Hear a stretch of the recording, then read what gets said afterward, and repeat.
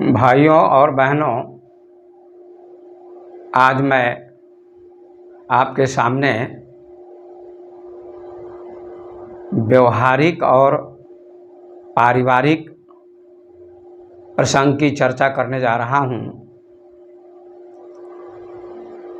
कई दिनों से मैं लगातार अध्यात्म की चर्चा करता आ रहा था। आज मैं व्यवहारिक और पारिवारिक प्रसंग की चर्चा करना चाहता हूँ। मैंने सोचा कि हमेशा आध्यात्मिक प्रसंग ही नहीं कहना चाहिए, कभी कभी व्यवहारिक प्रसंग भी होना चाहिए, क्योंकि व्यक्ति जब किसी दुकान पर जाता है,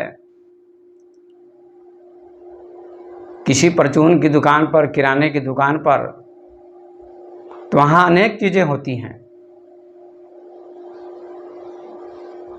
कभी कोई व्यक्ति किसी चीज़ की मांग करता है,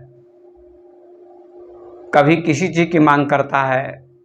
अनेक प्रकार के ग्राहक होते हैं और सभी को एक ही चीज़ पसंद नहीं होती है। बाजार में अनेक चीज़ें बिकती हैं और खरीदने वाले भी अनेक प्रकार के होते हैं। सबकी पसंद अलग अलग होती है। कोई मिठाई खरीदता है, कोई सब्जी खरीदता है, कोई कुछ खरीदता है। इस प्रकार से यह संसार भी एक बाजार की तरह है। यहाँ अनेक प्रकार के लोग हैं, सबकी अलग अलग पसंद होती है। कोई अध्यात्म को ज़्यादा पसंद करता है, कोई व्यवहार को ज़्यादा पसंद करता है, कोई भक्ति को ज़्यादा पसंद करता है, कोई ज्ञान को ज़्यादा पसंद करता है। सबकी अलग अलग पसंद होती है, अलग अलग मांग होती है। इसीलिए ज्ञानी भी, विद्वान भी अनेक प्रकार के प्रसंगों की व्याख्या करते हैं, चर्चा करते हैं, ताकि सभी लोगों को संतुष्टि मिल सके। तो आइए मैं आज आपको व्यवहारिक और पारिवारिक प्रसंग की चर्चा सुनाकर आप सबको धरातल पर लाने का प्रयास करता हूँ, क्योंकि व्यक्ति धरती से ही आकाश की यात्रा करता है।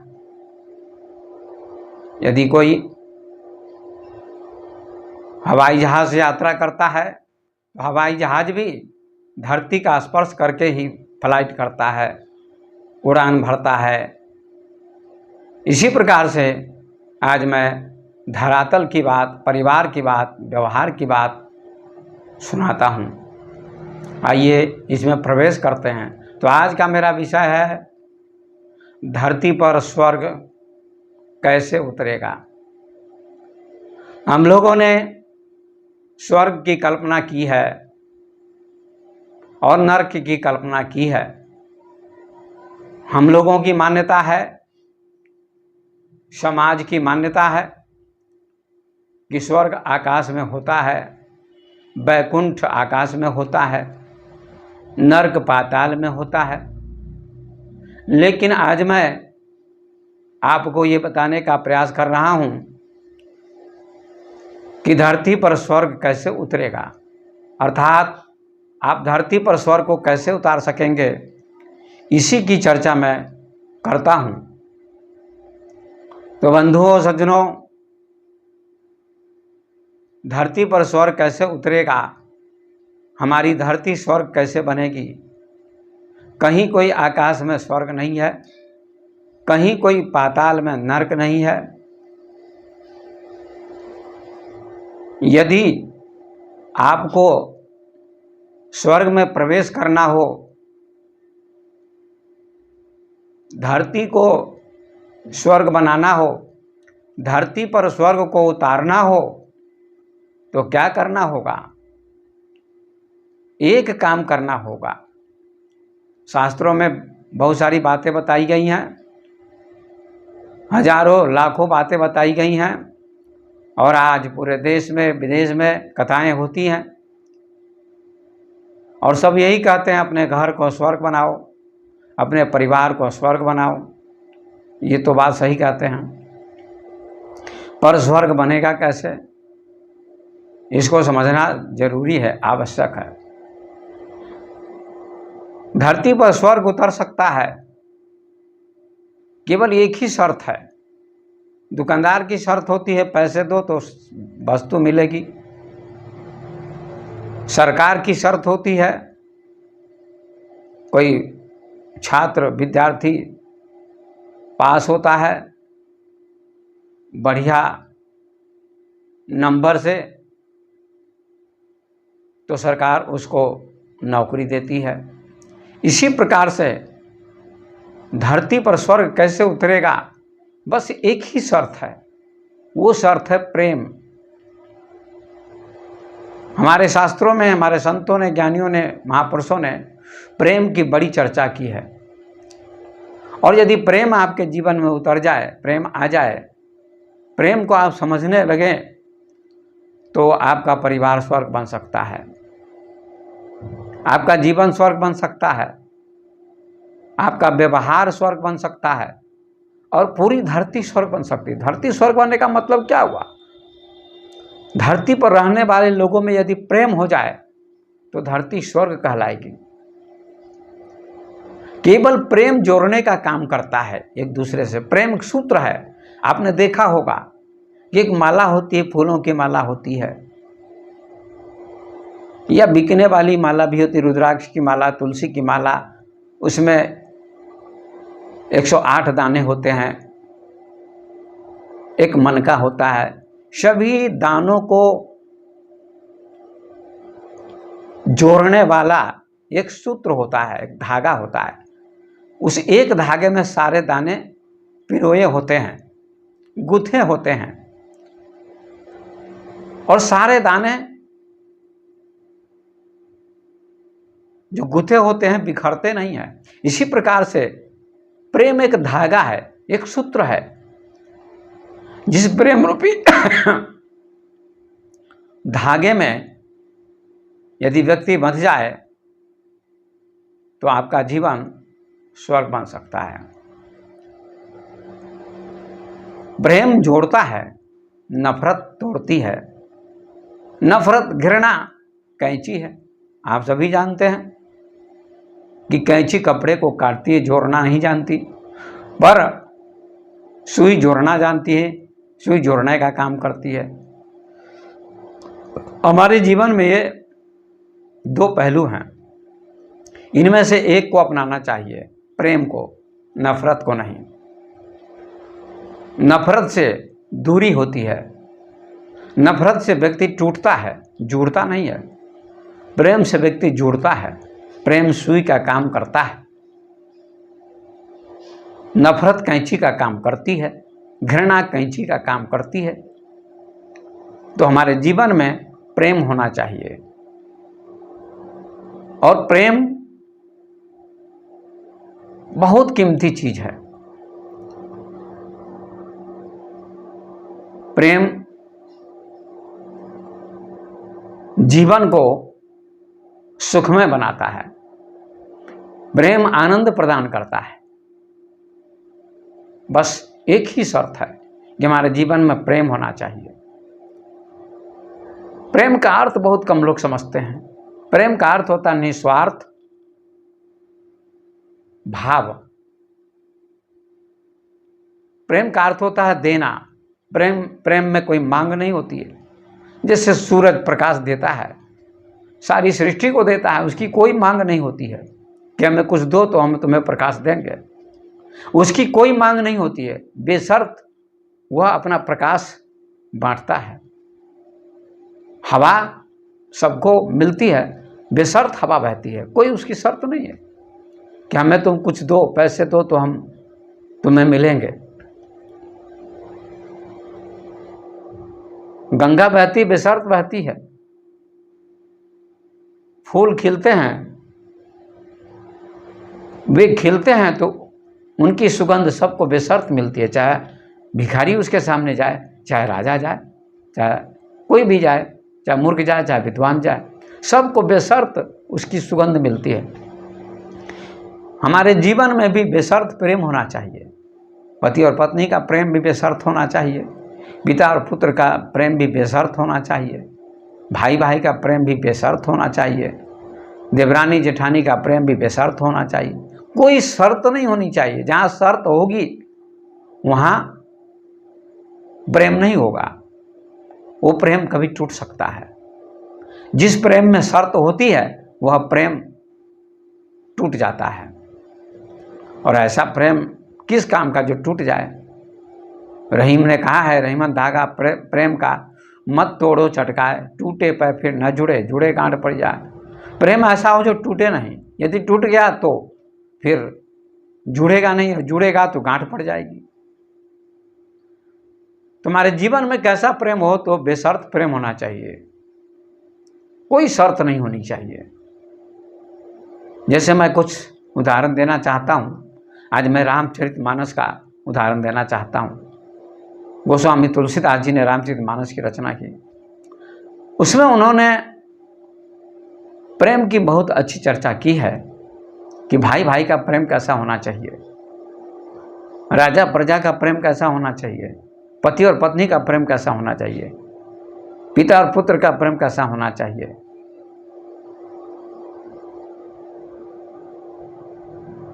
पति और पत्नी का प्रेम कैसा होना चाहिए, ये आपको बहुत बड़ी शिक्षा मिलती है रामचरितमानस से, बहुत बड़ी शिक्षा मिलती है। मुझे तो सबसे बड़ी शिक्षा रामचरितमानस यही मिलती है, और आप लोगों के लिए भी यही कहना चाहता हूँ कि पारिवारिक प्रेम कैसा होना चाहिए। देखिए भरत और राम का प्रेम कितना अच्छा था।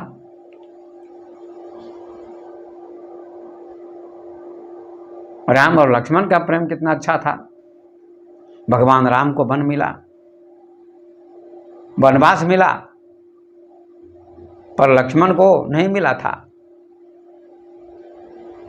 पर लक्ष्मण ने कहा मैं भी आपके साथ चलूंगा, और राम जी ने कहा वनवास मुझे मिला है, तुम क्यों जाओगे, तुम मत जाओ, तुम यहीं रहो, अयोध्या की रक्षा करो, माता पिता की सेवा करो, समाज की सेवा करो। लक्ष्मण जी कहते हैं नहीं, मैं भी चलूंगा, मैं आपके बिना जी नहीं सकता।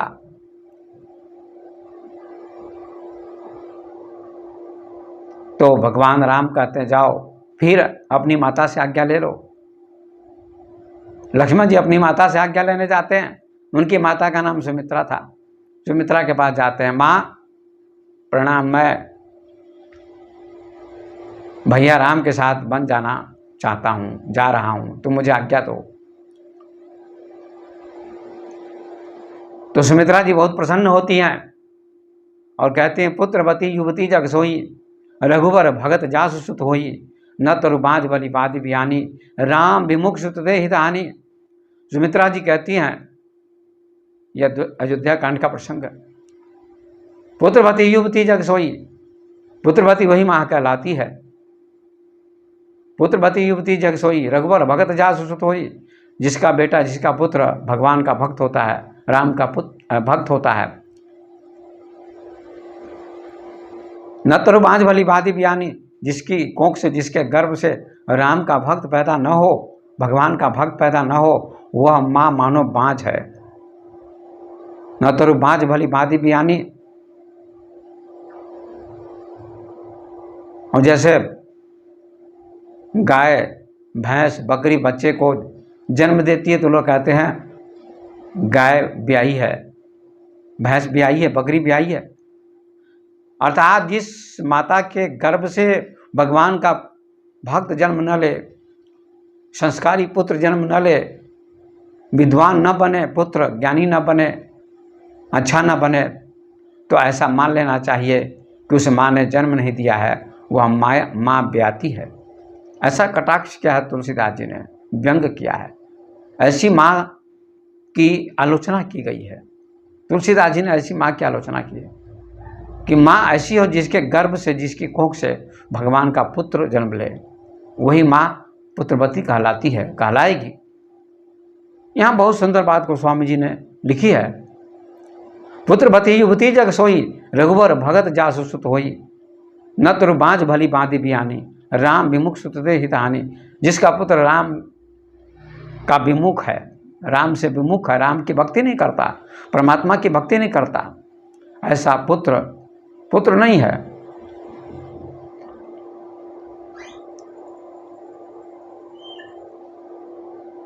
ये कितना सुंदर दर्शन कराया है तुलसीदास जी ने।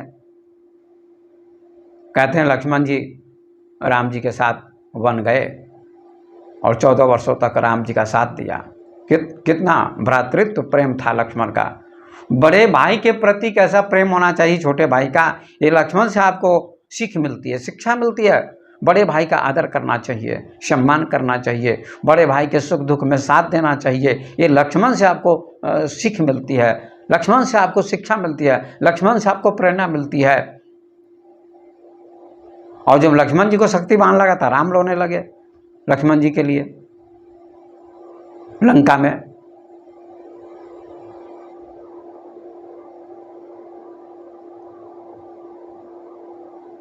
इतना प्रेम था छोटे भाई के प्रति, बड़े भाई का भी क्या स्नेह होना चाहिए, ये यहां दर्शाया गया है।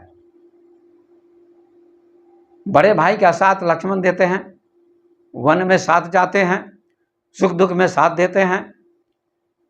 और लक्ष्मण को मूर्छा लगी, शक्तिवान लगा, तो वहाँ राम जी रोते हैं लक्ष्मण जी के लिए। ये परस्पर भाइयों का जो प्रेम है वो बहुत सुंदर दर्शन यहाँ गोस्वामी जी ने कराया है। ये बहुत अच्छा वर्णन किया है गोस्वामी जी ने। और भरत जी का भी प्रेम अगाध है। तुलसीदास जी ने तो यहाँ तक लिखा है कि दुनिया राम का नाम जपती है, लोग राम का नाम जपते हैं, पर राम जी भरत का नाम जपते हैं। भरत सरिस को राम सनेही, जग जप राम राम जप जेहि। भरत के जैसा कोई भी राम को स्नेही नहीं था, प्रिय नहीं था। जग जप राम राम जप जेहि, जगत राम जी को जपता है। दुनिया के लोग राम जी का नाम जपते हैं, राम जी भरत का नाम जपते हैं। भरत भरत भरत, भरत जी का इतना त्याग था, कहते हैं त्याग राम जी से भी बड़ा भरत जी का था। क्योंकि राम जी ने रावण को मारकर सीता जी को अपनाकर अयोध्या में आकर राज्य को स्वीकार किया, लेकिन भरत जी ने राज्य को कभी स्वीकार नहीं किया। भरत जी ने कहा कि मेरा राज्य कभी था ही नहीं, ना है ना होगा, ये मेरे भैया का राज्य है, था और रहेगा। इतना प्रेम था भरत का, त्याग था, त्याग के प्रतीक माने जाते हैं भरत। प्रेम में त्याग होता है। भरत जी ने राज्य का त्याग कर दिया, राम के प्रति इतना प्रेम था, अगाध प्रेम था। त्याग की मूर्ति भरत को कहा जाता है। भरत त्याग की मूर्ति थे, भरत को महात्मा कहा जाता है। प्रेम में त्याग होता है और कोई त्याग नहीं। सबसे बड़ा त्याग तो प्रेम का त्याग है, जो एक दूसरे के लिए अपने जीवन को त्याग दे, अपने सुख को त्याग दे, समर्पण कर दे अपने को, भाई के लिए, पिता के लिए, गुरु के लिए, समाज के लिए, विश्व के लिए। इसका नाम प्रेम है और प्रेम में त्याग होता है। असली त्याग प्रेम का ही त्याग है। और घर का त्याग कर देना, सन्यासी बन जाना कोई बहुत बड़ा त्याग नहीं है। सबसे बड़ा त्याग है प्रेम का त्याग। तो भरत जी का अगाध प्रेम था। तो भाइयों का जो प्रेम है, ये रामचरितमानस से शिक्षा मिलती है कि भाइयों का प्रेम ऐसा होना चाहिए। और पति पत्नी के प्रेम को देखिए, पति पत्नी के प्रेम को देखिए। राम जी को वनवास हुआ, जब भगवान राम वनवास को जा रहे थे तो सीता जी को समाचार मिला। समाचार ते ही समय पुनि, सिए उठिए कुलाई, जाई सासुपत कमल युगा, बंदी बैठी शरणाई। कौशल्या जी से निवेदन करती हैं सीता जी कि हमें भी कहिए ले चलने के लिए साथ में राम जी को। ऐसा निवेदन करती हैं सीता जी कौशल्या जी से।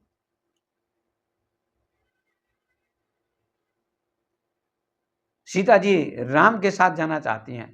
सीता जी को वनवास नहीं मिला है, माँ जानकी को वनवास नहीं मिला है, वनवास मिला है भगवान राम को।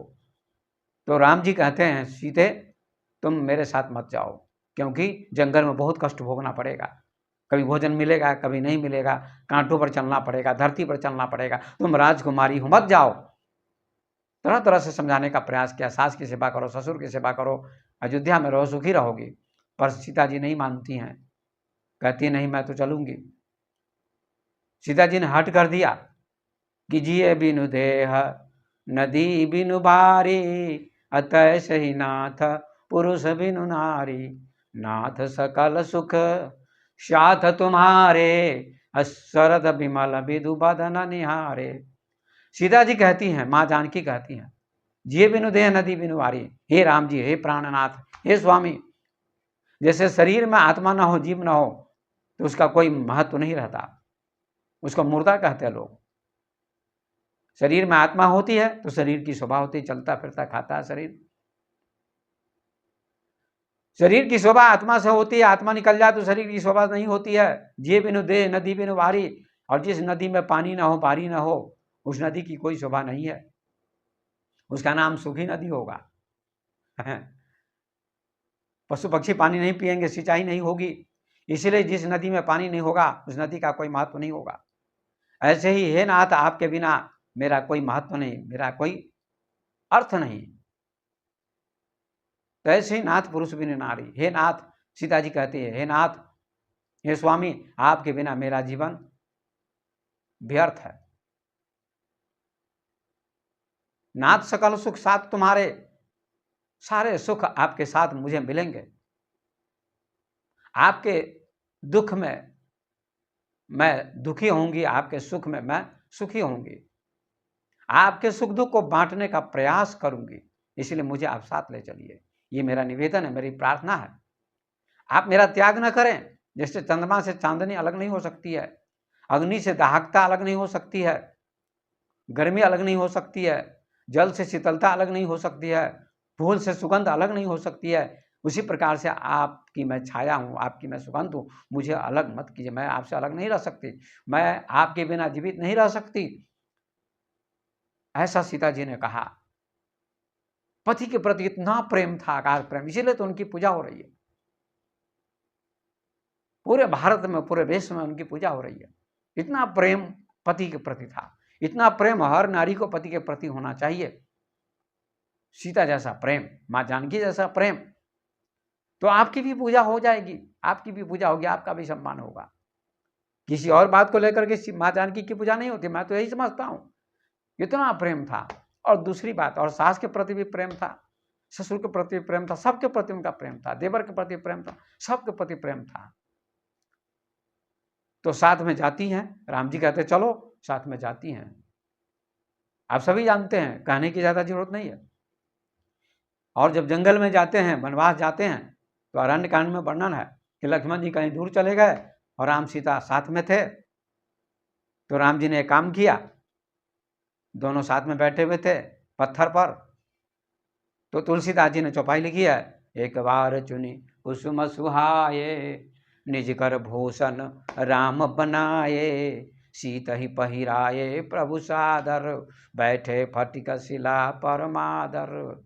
एक बार चुनी कुसुम सुहाये, एक बार श्री राम ने फूल चुने और फूलों की माला बनाई, फूलों का हार बनाया। एक बार चुनी कुसुम सुहाये, निजकर भूषण राम बनाए, अपने हाथों से उन्होंने आभूषण बनाया, हार बनाया, गहने बनाए और सीता जी के गले में माला पहनाई। एक बार चुनी कुसुम सुहाये, निजकर भूषण राम बनाए, सीत ही पहिराए प्रभु सादर। और आदर पूर्वक सीता जी के गले में उन्होंने हार पहनाया, माला पहनाई।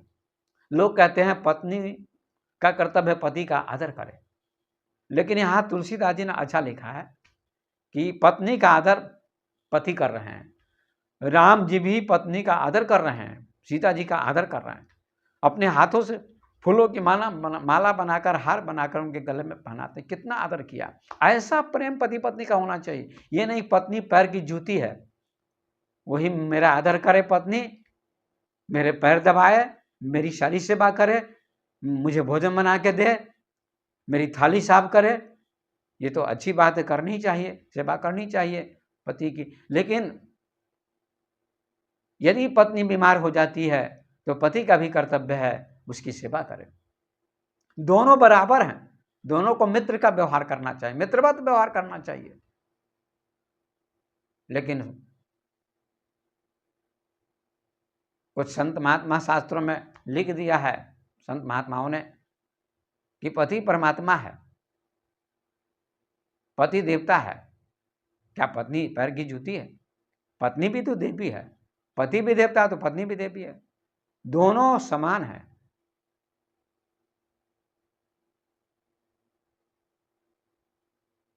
जब समान का व्यवहार होगा, समता का व्यवहार होगा, तो कभी विवाद नहीं होगा। लेकिन समाज में विषमता होती है, पति बड़ा है, श्रेष्ठ है, उसका आदर होना चाहिए, और पत्नी का आदर नहीं होना चाहिए। पत्नी का भी आदर होना चाहिए। जैसे अभी राम जी ने आदर किया, आदर किया है, आदर बड़ों का होता है। अगर पति बड़ा है तो पत्नी का आदर नहीं होना चाहिए। फिर राम जी ने पत्नी का आदर क्यों किया? जानकी जी का आदर क्यों किया? जानकी जी का आदर किया है, सम्मान किया। यहां अच्छा उल्लेख किया गोस्वामी जी ने कि पति के प्रति कैसा सम्मान होना चाहिए। सीता जी कहती हैं कि आपके बिना मैं नहीं जीवित रह सकती, मुझे भी लेते चलिए वनवास में। तो लेते गए, साथ में गई, और वन में सीता जी का सम्मान करते हैं राम जी, आदर करते हैं। और सीता जी का हरण हो गया तो राम जी भी रोते, राम जी भी सीता जी के बिना नहीं जी सकते। पत्नी के बिना पति भी नहीं जी सकता है, पति के बिना पत्नी नहीं जी सकती है, अधूरी होती है पत्नी पति के बिना। ये तुलसीदास जी यहाँ कहते हैं, सीता जी कहती हैं, माँ जानकी कहती हैं कि आपके बिना मेरा जीवन व्यर्थ है, सारे सुख आपके साथ मिलेंगे। तो पत्नी से भी पति को सारे सुख मिलते हैं, केवल पति से ही सारे सुख पत्नी को नहीं मिलते हैं, पत्नी से भी सारे सुख पति को मिलते हैं। अब सीता जी का हरण हो गया और राम जी रोते हैं, वृक्षों से पूछते हैं, हे खग, हे मृग मधुकर श्रेणी, तुम देखी सीता मृग नैनी। हे खग, हे पक्षी, मृगों का समूह, हे खग, हे मृग मधुकर श्रेणी, हे भंवरों का समूह, तुम देखी सीता मृग नैनी। क्या तुमने सीता जी को देखा है? मृग नैनी सीता को देखा है? सीता जी के बिना व्याकुल हो गए, रोने लगे।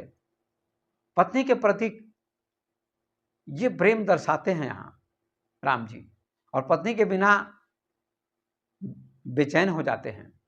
और जब सीता जी धरती में समा गई, अंत में वर्णन है लवकुश कांड में, तो राम जी वहां क्रोध में आ गए और धरती से कहा, धरती मेरी सीता को वापस लौटा दो, नहीं तो मैं तुम्हें तहस नहस कर दूंगा। ऐसा राम जी कहते हैं। सीता जी के बिना राम जी पागल हो जाते हैं, बेचैन हो जाते हैं, विक्षिप्त हो जाते हैं। तो उनको चेतावनी मिलती है, आकाशवाणी होती है कि राम जी आप शांत हो जाओ, तब शांत होते हैं। तो पति के बिना पत्नी का जीवन अधूरा होता है, और पत्नी के बिना पति का भी अधूरा जीवन होता है। दोनों एक दूसरे के पूरक हैं मेरे भाई, दोनों एक दूसरे के पूरक हैं। जैसे दो हाथ एक दूसरे के पूरक हैं, दो आंखें एक दूसरे की पूरक होती हैं, दो पैर एक दूसरे के पूरक होते हैं, ऐसे पति पत्नी जीवन के दो पैर हैं, दो हाथ के समान हैं, दिन और रात एक दूसरे के पूरक होते हैं। इसी प्रकार से पति और पत्नी का अनन्य प्रेम होना चाहिए, बेशर्त प्रेम होना चाहिए।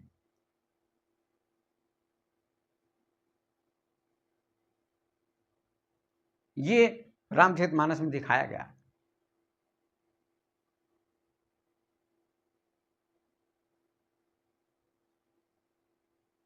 तो ऐसा प्रेम होना चाहिए। सबसे बड़ी शिक्षा यही मिलती है कि राम चार भाई थे और कभी उनमें विवाद नहीं हुआ। भरत लक्ष्मण भरत शत्रुघ्न, राम लक्ष्मण भरत शत्रुघ्न, ये चार भाई थे। इन चार भाइयों में कभी विवाद नहीं, कभी बंटवारा नहीं हुआ। भरत को राज्य मिल रहा था, लेकिन भरत ने राज्य स्वीकार नहीं किया। लक्ष्मण का भी अगाध प्रेम था, बड़े भाई के प्रति, वनवास में साथ गए। चारों भाइयों का अगाध प्रेम था, कभी बंटवारा न हुआ, कभी विवाद न हुआ। और राम जी ने कहा था वनवास में, जब चित्रकूट में लौटाने के लिए भरत जी गए तो भरत जी कहते आप वापस लौट चलिए, तो राम जी कहते हैं नहीं जाऊंगा। और राम जी ने एक बात कही थी भरत जी से, अगर बंटवारा ही करना हो भरत तो संपत्ति का बंटवारा मत करो, राज्य का बंटवारा करो मत करो, मुझे मत लौटाओ, विपत्ति का बंटवारा करो। विपत्ति का बंटवारा होना चाहिए, विपत्ति बंटनी चाहिए, संपत्ति नहीं बंटनी चाहिए। बहुत सुंदर बात सीरियल में रामानंद सागर ने दिखाई है। आज भाइयों को ये प्रेरणा मिलती है कि संपत्ति का बंटवारा नहीं होना चाहिए, विपत्ति का बंटवारा होना चाहिए, विपत्ति बंटनी चाहिए। लेकिन आज ऐसा नहीं हो रहा है। रामायण की कथा सुनते हैं, रामचरितमानस की कथा सुनते हैं, लेकिन भाई भाई का प्रेम नहीं, भाई भाई में प्रेम नहीं, आपस में लड़ते हैं, झगड़ते हैं, मुकदमा चलता है। ये दुर्भाग्य है। यदि सच्चा प्रेम होगा, बेशर्त प्रेम होगा, तो बंटवारा नहीं होगा, भाइयों में प्रेम होगा।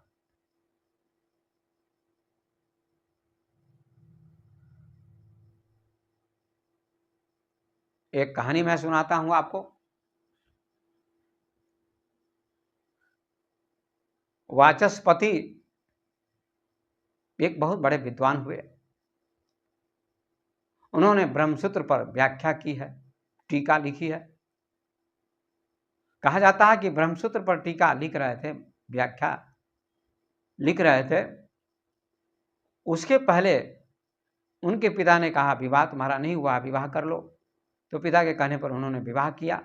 पत्नी घर पर आ गई, बहुत सुंदर सुशीला पत्नी थी, अच्छे स्वभाव की थी। वाचस्पति मिश्र बहुत बड़े विद्वान थे। उन्होंने कहा कि मैं अब ग्रंथ की टीका करूंगा, ग्रंथ की व्याख्या करूंगा। और पत्नी से उन्होंने कहा 12 वर्ष लग जाएंगे और तुमसे 12 वर्षों तक मेरा कोई संबंध स्थापित नहीं होगा, पति पत्नी का संबंध नहीं होगा। केवल तुम मेरे सामने दीपक रख देना जलाकर, मैं उसके प्रकाश में व्याख्या लिखूंगा, टीका लिखूंगा ब्रह्मसूत्र की। पत्नी ने स्वीकृति दे दी। बताइए 12 वर्षों तक कोई संबंध नहीं होगा पति पत्नी का, फिर भी स्वीकृति दे दी पत्नी ने। जैसे यहाँ सीता जी तो गई वनवास में, लेकिन उर्मिला नहीं गई। उर्मिला के चरित्र का वर्णन नहीं किया गोस्वामी जी ने, करना चाहिए था। 14 वर्षों तक उर्मिला घर पर रह गई।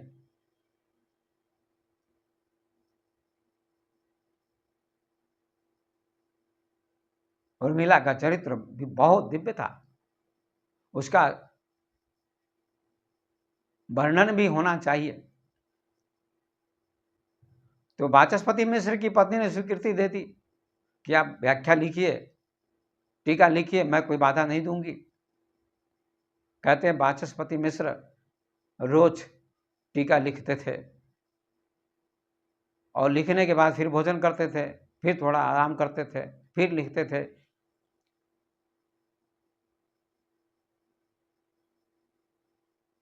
और पत्नी रोज भोजन बनाकर भोजन कराती थी, सारी सेवा करती थी, पूरी तन्मयता से, पूरा समर्पण भाव था वाचस्पति की पत्नी का अपने पति के प्रति। उसने कोई बाधा नहीं दी कि मेरे साथ आप संबंध कीजिए, पति पत्नी का प्रेम जो होता है वो कीजिए, संभोग कीजिए, पति पत्नी का संबंध स्थापित कीजिए। ऐसा उसने बाध्य नहीं किया वाचस्पति मिश्र को। 12 वर्षों तक उसने अखंड सेवा की। और जब टीका पूरी हुई, व्याख्या पूरी हुई, तो अंतिम रात को जब उसने दीपक जलाकर रखा था, जब ब्रह्मसूत्र की व्याख्या पूरी हुई, टीका पूरी हुई, तो उन्होंने कहा इसका क्या नाम रखना चाहिए।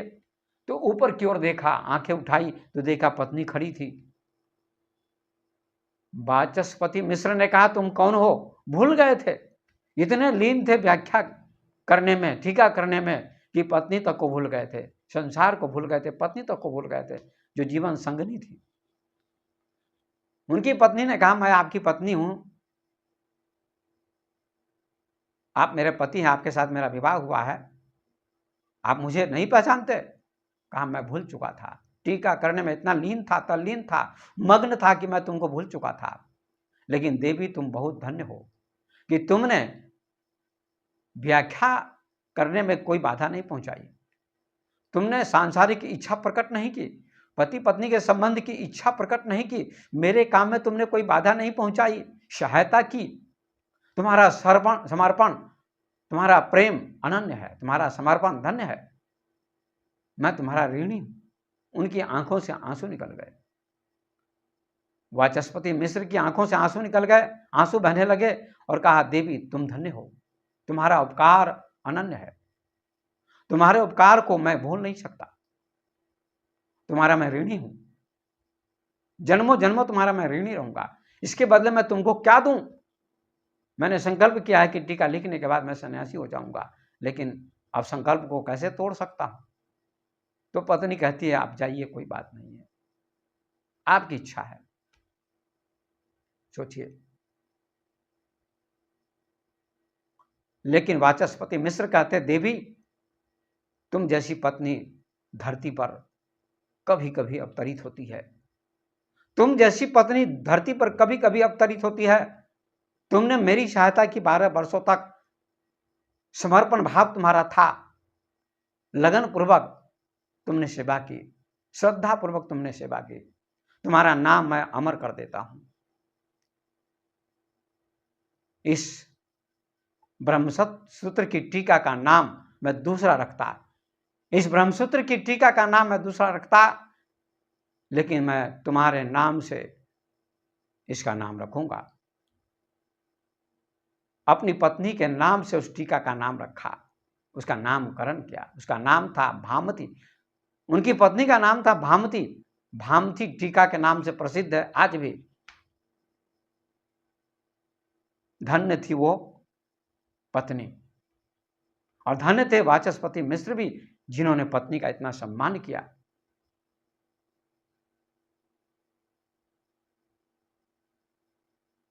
तो पति पत्नी में इतना अनन्य प्रेम होना चाहिए, ये बेशर्त प्रेम है। उनकी पत्नी की कोई शर्त नहीं थी कि 12 वर्षों के बीच में मुझे काम सताएगा, वासना सताएगी तो मैं क्या करूंगी, मैं दूसरा विवाह कर लूंगी, मैं चली जाऊंगी कहीं, ऐसा उसने नहीं किया।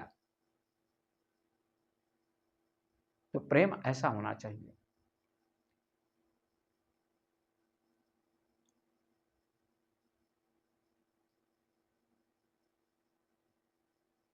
आज समाज में भाई भाई का प्रेम मिट गया,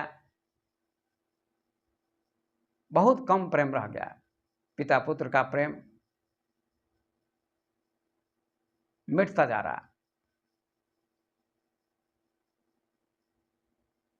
देवरानी जेठानी का प्रेम, सास बहू का प्रेम, पिता पुत्र का प्रेम, भाई भाई का प्रेम,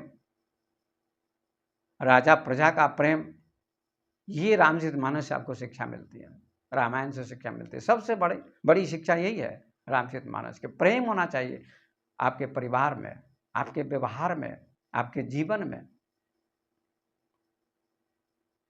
प्रेम होगा तो क्रोध नहीं होगा, क्रोध होगा वहां लड़ाई होगी, प्रेम होगा तो झगड़ा नहीं होगा। कहीं ओशो ने उल्लेख किया है कहानी में कि उनके आश्रम में पूना में एक युवक आया, विदेश का कोई अंग्रेज आया, और उनके आश्रम में 10,000 लोग रहते थे, ध्यान करते थे। उस युवक से ओशो ने पूछा, तुम यहां क्यों आए हो? पढ़ा लिखा युवक था, शिक्षित था। उस युवक ने उत्तर दिया, मैं यहां आया हूं शांति पाने, मैं नफरत से यहां आया हूं। कहा, कैसी नफरत? किसके प्रति नफरत, किसके प्रति घृणा? कहा, मेरी नफरत, मेरी घृणा मेरे पिता के प्रति है। मैं पिता से सख्त नफरत करता हूं, घृणा करता हूं, उनको देखना नहीं चाहता हूं, उनको मारना चाहता हूं, उनकी हत्या करना चाहता हूं। ऐसी नफरत थी उसको पिता के प्रति।